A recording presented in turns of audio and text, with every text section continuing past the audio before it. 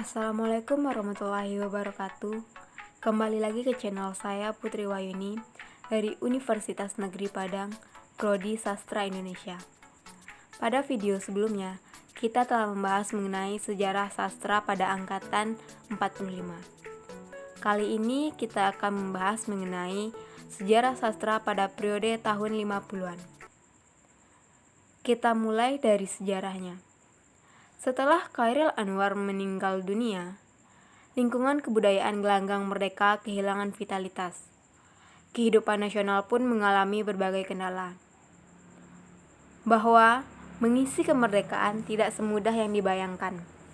Saat itu Indonesia sedang berada di masa peralihan, dari masa penjajahan ke masa kemerdekaan. H.B. Jassin dapat dikatakan sebagai pelopor periode ini, ditandai dengan terbitnya majalah kisah yang ditandatanganinya. Di Jakarta diselenggarakan simposium pada bulan April 1952 tentang kesulitan-kesulitan zaman peralihan sekarang. Dalam simposium ini dilontarkan berbagai krisis yang terjadi, yaitu krisis akhlak, krisis ekonomi, dan lain-lain. Pada tahun 1953 di Amsterdam diselenggarakan simposium tentang kesusastraan Indonesia. Disinilah pertama kali membicarakan tentang impanse. Materi kedua, kita akan membahas mengenai impanse dalam sastra Indonesia.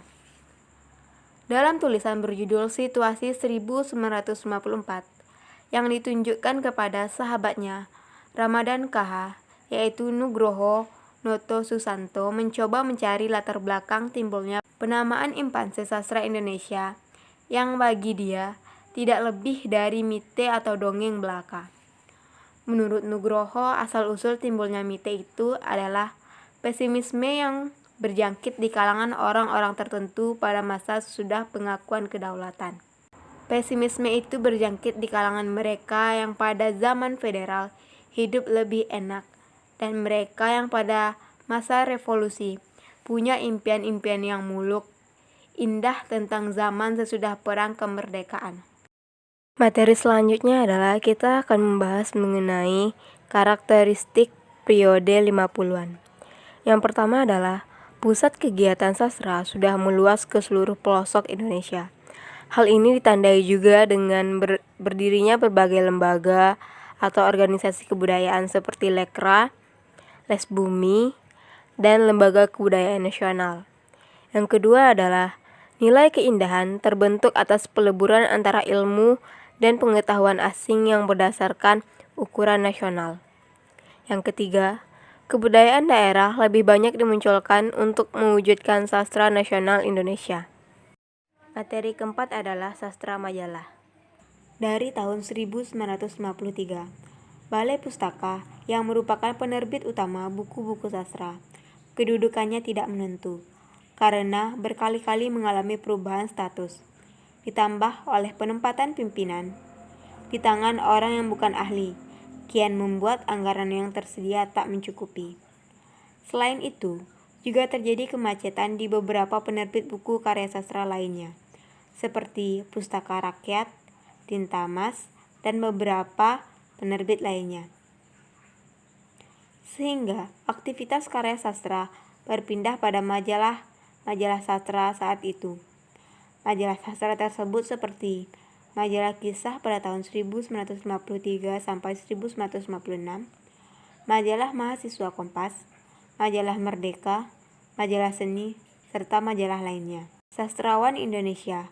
Kepada perkembangan kesusastraan Indonesia dikemukakan bahwa sikap budaya para sastrawan yang tergolong kepada angkatan terbaru merupakan sintesis dari sikap ekstrim mengenai konsepsi kebudayaan Indonesia. Pertama, adalah sikap yang berpendapat bahwa kebudayaan nasional Indonesia itu merupakan persatuan dari puncak-puncak kebudayaan daerah. Kedua, adalah sikap yang berpendapat bahwa kebudayaan Indonesia adalah mendunia dan mempersatukan kebudayaan daerah. Maka dari sikap sintesisnya adalah kebudayaan nasional Indonesia akan berkembang berdasarkan kenyataan-kenyataan dalam masyarakat Indonesia masa kini, yaitu adanya kebudayaan daerah dan adanya pengaruh dari luar.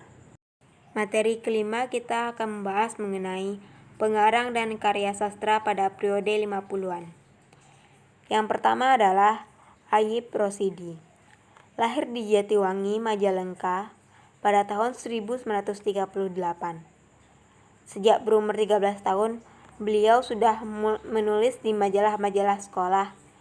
Kemudian baru beralih ke majalah orang dewasa. Karya-karyanya yaitu Cari Mauatan, Di Tengah Keluarga, Pertemuan Kembali, Sebuah Rumah Buat Hari Tua, dan Tahun-Tahun Kematian. Yang kedua adalah N.H. Dini. Bernama lengkap Nur Hayati Suhardini. Lahir tanggal 29 Februari 1936. Karya-karyanya yang banyak mengisahkan kebiasaan Barat yang bertentangan dengan Timur. Di antaranya Dua Dunia pada tahun 1950 dan Hati yang Damai pada tahun 1960. Yang ketiga, Nugroho Noto Susanto.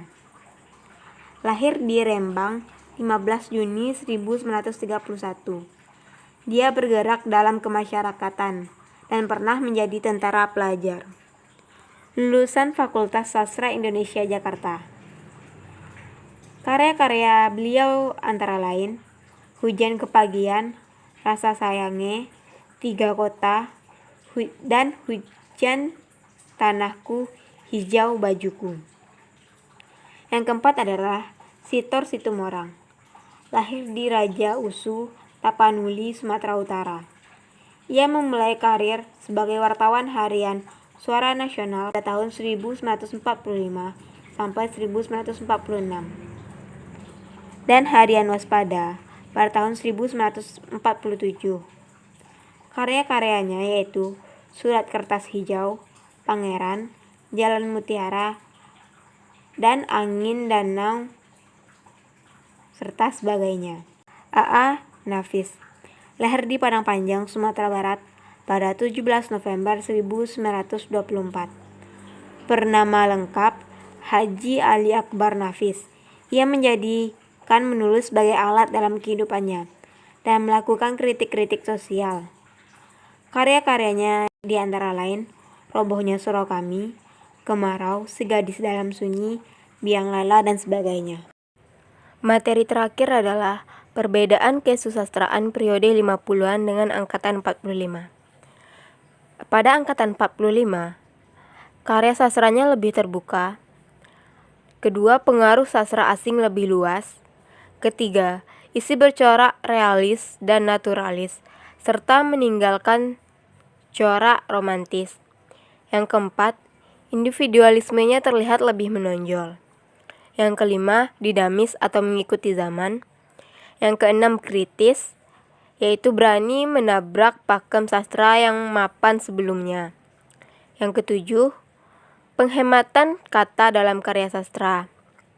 Yang kedelapan, lebih ekspresif dan spontan. Yang kesembilan, terlihat sinisme atau pernyataan sikap yang mengejek, dan sarkasme atau menggunakan kata-kata pedas. Yang ke-10, didominasi oleh puisi.